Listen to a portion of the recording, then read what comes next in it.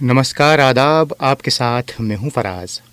दोस्तों, आज हम जिक्र करने जा रहे हैं दो बेहद ख़ास फ़नकारों का, जिनकी आवाज़ ने न सिर्फ हिंदुस्तान बल्कि पूरी दुनिया को मुतासिर किया। जिक्र कर रहा हूं जनाब मन्ना दा, मंजिल भी हम और मुसाफिर भी हम, और रफ़ी साहब का।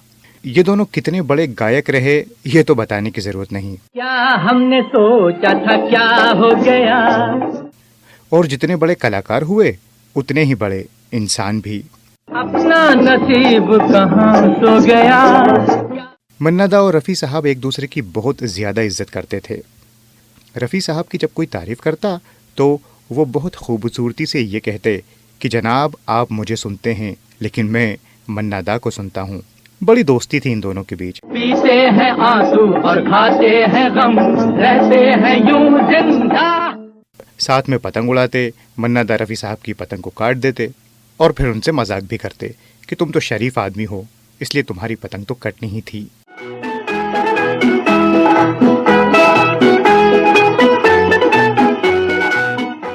आज जिक्र करते हैं इन दोनों ही की नेकियों का। बात 1960 के आसपास की है, जब मन्ना दा ने मन बना लिया कि वो बम्बई नगरी छोड़कर वापस कलकत्ता चले जाएंगे। दरअसल हुआ यूं था कि एक बार जयपुर में उस्ताद बड़े गुलाम अली खान साहब ने मन्ना दा के गायन को सुना, जिसमें ठुमरी और क्लासिकल संगीत था। शास्त्रीय संगीत सुनकर बड़े गुलाम अली खान साहब ने मन्ना दा की जमकर तारीफ़ की और बाद में उन्होंने उन्हें ख़त लिखा उर्दू में। मन्ना दा दौड़े दौड़े रफ़ी साहब के पास गए कि यह ख़त तो उर्दू में है, ज़रा पढ़कर बताइए कि बड़े गुलाम अली खान साहब ने आखिर लिखा क्या है।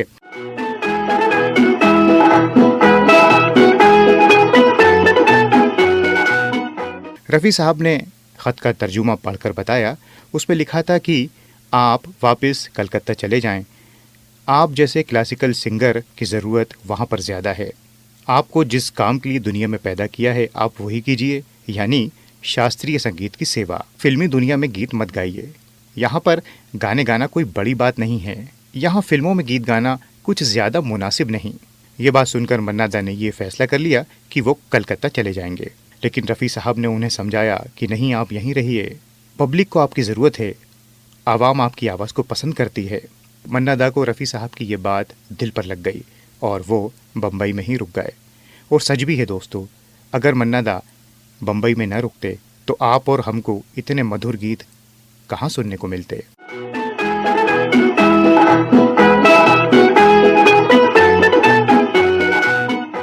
बाद में मन्ना दा ने एक इंटरव्यू में रोते रोते ये बात बताई कि रफ़ी मियाँ चाहते तो मुझे ऐसी सलाह ना देते, क्योंकि उनका तो फ़ायदा था, मैं जा रहा था तो उनको और ज़्यादा काम मिलता।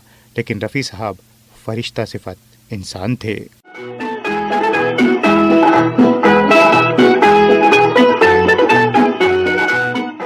ऐसा ही कुछ रफ़ी साहब के साथ भी हुआ। जब रफ़ी साहब हज कर वापस लौटे तो उन्होंने ये फ़ैसला किया कि अब वो गीत नहीं गाएंगे और खुदा की इबादत में अपनी ज़िंदगी को लगा देंगे। उस वक्त नौशाद साहब के अलावा मन्ना दा ही थे जिन्होंने रफ़ी साहब को समझाया कि आप ऐसा ना कीजिए। एक बार आपने मुझे समझाया था, आज वही बात मैं आपसे कहता हूँ कि पब्लिक आपकी आवाज़ को पसंद करती है, तो आप गीत गाना जारी रखिए।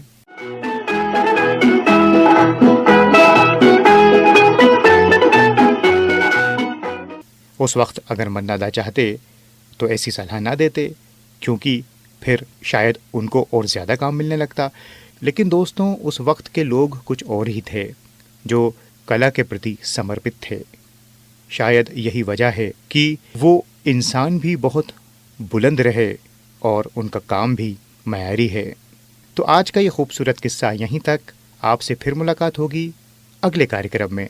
तब तक के लिए अपने दोस्त फराज को दीजिए इजाज़त। नमस्कार, खुदा हाफिज़।